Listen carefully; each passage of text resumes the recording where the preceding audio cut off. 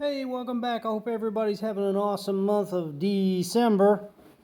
It's getting chilly. Winter is here. I think, well, today, isn't it 21st, supposed to be the winter solstice? It's the shortest day of the year. I think it's the 21st. I think that's next Monday. I don't know. It's getting chilly here, though. I have got a mess going on. Please, I must apologize. Forgive me. I've got crap coming together, crap coming apart, and then crap in limbo. I did get rid of a car. Thank you, Steve. Well, actually, Gene, I guess, through Steve. But if anybody needs any Subaru air filter components, I have about 50 of them behind me, so come and get them. But yeah, let's have a conversation about hoarding. I mean, I don't classify myself as a hoarder. I have a pile here and there and back over there and over here. I know what's in every pile, right? You got MG, Triumph, some Mazda, and then giant Subaru pile behind me that I can't decide whether to throw it away or to keep it. Some of the stuff I should throw away, some of the stuff I should keep, I guess. I don't know. It's just, I'm at that point to where just put it in a pile and I'll figure it out later.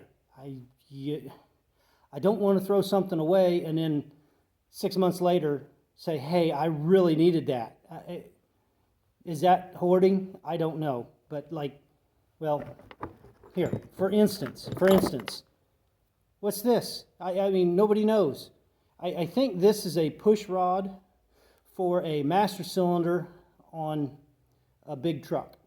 The pedal goes right here, and then that goes into the master cylinder there, and it pushes the piston in on the master cylinder.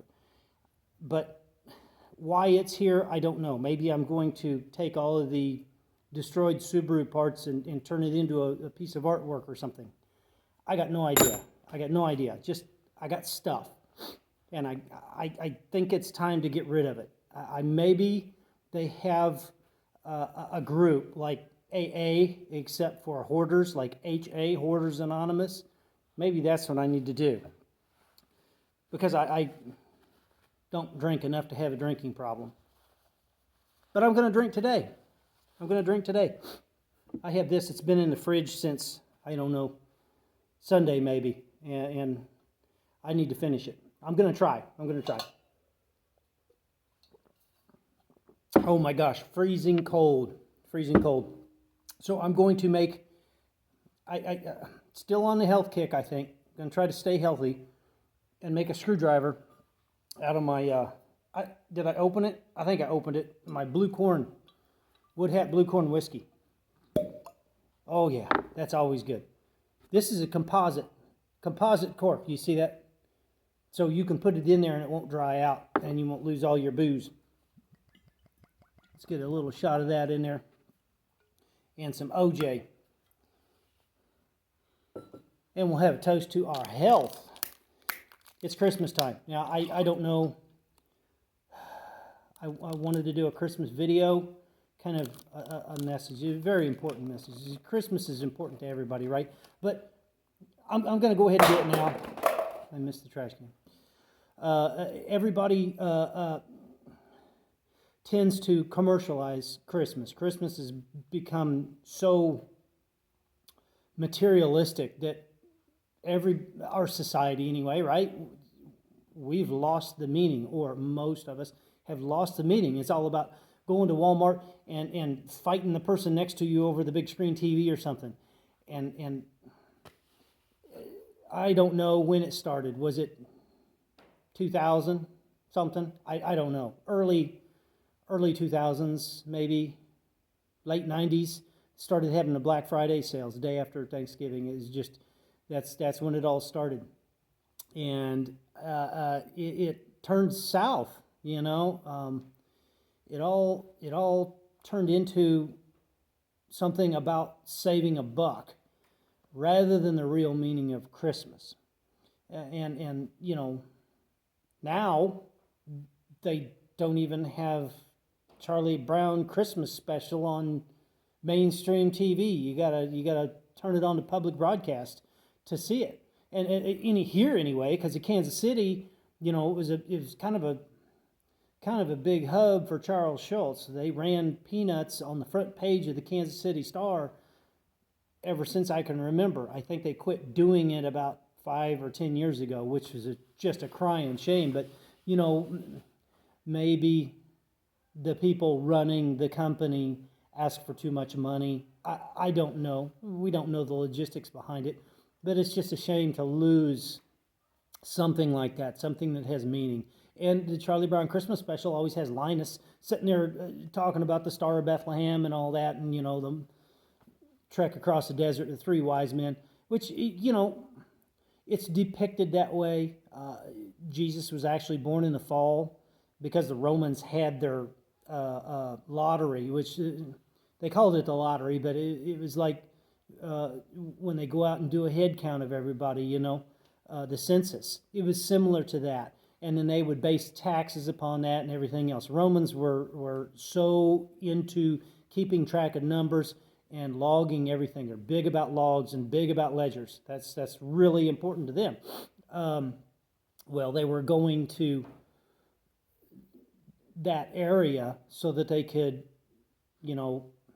go to their district and sign up and make sure that they're accounted for. That was the journey. And then, of course, the town of Bethlehem is where Jesus was born. And the thing that confuses me the most, more so about Easter, but Christmas, there was, if you read the scripture and everything, there were so many angels. There were countless numbers of angels around the place, everywhere around Bethlehem. So many angels showed up for this event that they couldn't count them all. The whole land, all the land was filled with angels. And I've always wondered, I've been so curious as to why 27 years later, they did not appear at the crucifixion, the moment of forgiveness. There were no angels, and I'm guessing there were no angels allowed to be there, but it's something to that effect, right? Because according to what we're told, what's written, they have to have permission to pretty much do anything, right? They don't have free will to speak of. Anyway, just curious about that. But Christmas is more of a time for being kind to one another. There's 2 main rules I follow. Aside from, let's try this healthy drink real quick. That's not bad. That's not bad. That makes a real good screwdriver. You don't get the ickiness of vodka. Vodka's got that icky taste. I don't like it. The aftertaste, the linger. Corn whiskey doesn't have that. But that is good stuff. Anyway, back to it. The 2 rules that really stand out to me. Number 1, Jesus said the most important thing is all glory goes to God. Okay, that's number 1 rule. And the number 2 rule, he said, the most important commandment from the Lord was love thy neighbor, or thou shalt love thy neighbor, whatever. So, if you put those 2 together, the best way to give glory to God is to be kind to your neighbor.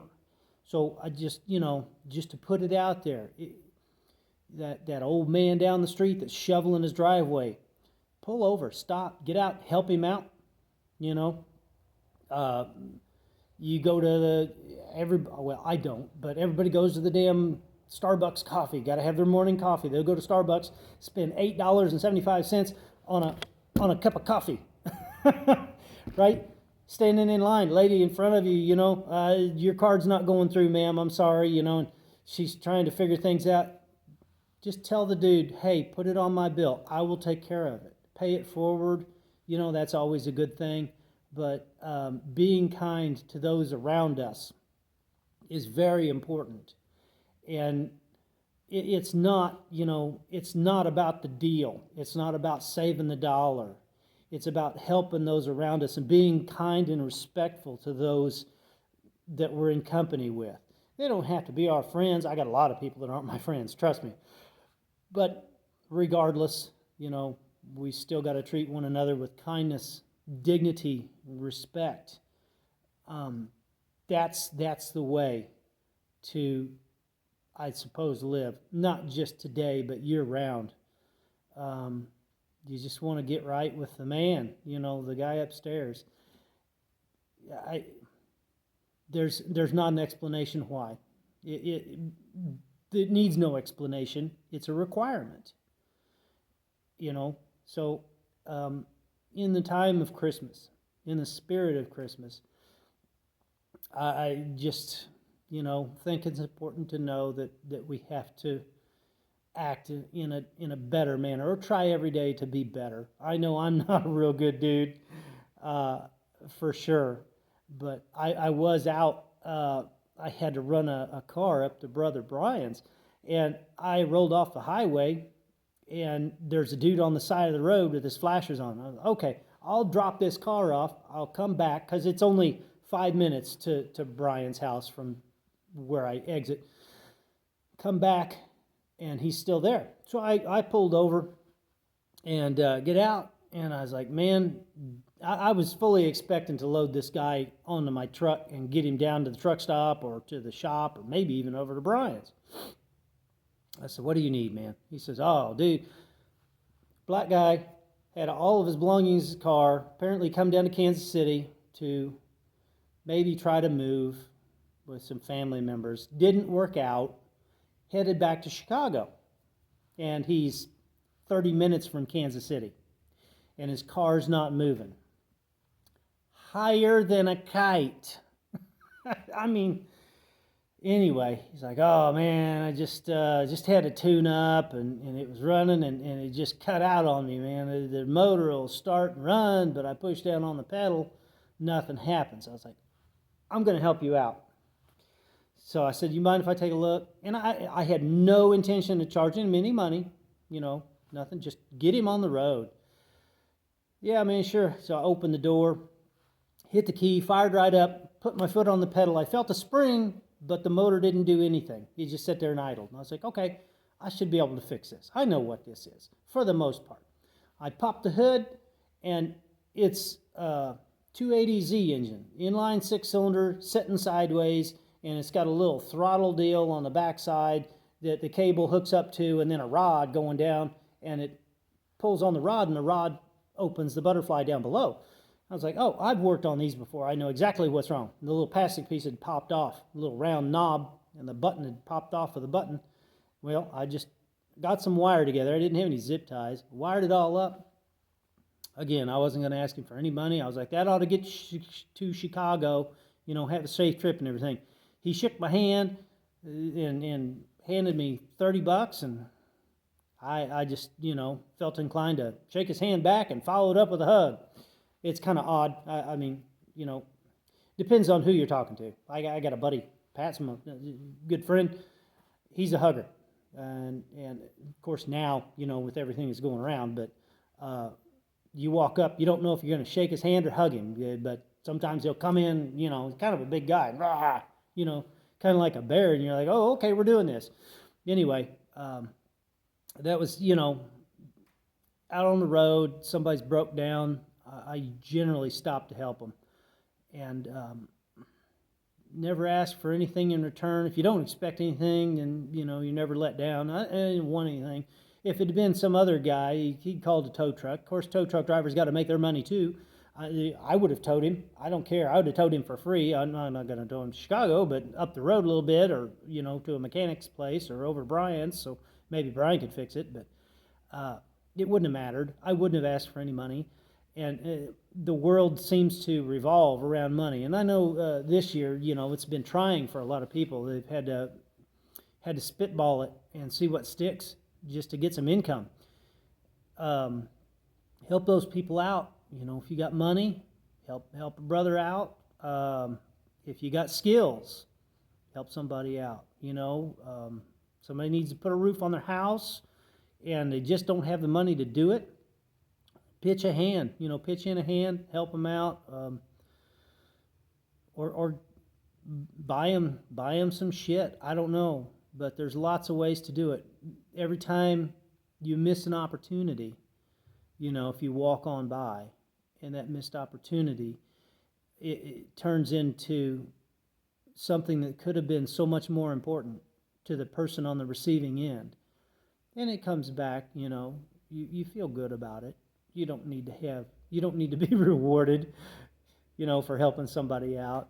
We don't need rewards for that. Just a feeling of, I guess, doing it. I did that, and it feels good, and I don't expect, not expecting anything in return, just to give, in general. And doing that makes you happy, makes the receiver happy. It'll come back around too, it all comes back around. Someday you'll be the one in need, and somebody's going to come up and say, hey, I'm going to help you out. I remember when, and it'll come back. It always comes back to you, and it makes the world go round. Again, reciprocation makes the world go round. That is a good screwdriver. I'm going to get back to work because this place is a mess. I've been cleaning. I got an empty spot over here. It's all cleared out. But I got a pile over there. I got a pile behind me. I've got destroyed car parts, engine parts, and new engine parts, and a car back there that's all this stuff's got to go into. And it's that time of year. Well, it's always that time of year. This shop is always a wreck. I knew a hoarder once. Well, yeah, he was a hoarder. His name was David Watson. I was down in Atlanta. Had the strangest southern drawl I'd ever heard in my life, like old plantation shit. And we were out there on the railroad tracks. They'd put some ties in and everything else and disrupted everything. And I set the switches up. And I was moving on down the line. I was at the General Motors plant in Atlanta, Georgia. And I was moving on down the line. And he shows up, and a train come by. He's letting the train go by. Train gets by, and he says, that switch down there has got a screwdriver in it that's 1/4 inch wide. You tell me how that gap got in that switch. And, of course, there's anchors and braces that keep the rail held up, and you got a switch pushing against the rail. And if there's pressure, it'll push it out. And the rail had got pushed out, and then the switch popped back into place, and there was a gap there. And it's very, very dangerous on the railroad. Anyway, he's over there, and I was like, well, these braces are loose. And they should have tightened the braces. I'm pointing the finger, but I tested it. There were several of us there testing it. This thing tested fine, but of course a locomotive weighs like 75, 80 tons. It's going to just push that stock rail like it wasn't nothing. I don't have that much ass in me to push that over. So anyway, he's like, well, we need to tighten up these braces. So he's sitting there with a sledgehammer just wailing away, and I'm down there on the ground looking at it, and I was like, it's moving, David, it's moving. Hit it harder, David. And he turns around and looks at me like I'm fucking crazy. He gave me a look. Little did I know that 12 months prior, he had a heart attack, and he was not in the best of condition. But we got it all buttoned up, got it all put together, and it ended up being a good day. But that was a good trip down there. You just never know who you're going to run into. But, hoarders are good people too. Don't hate me. Have a great week.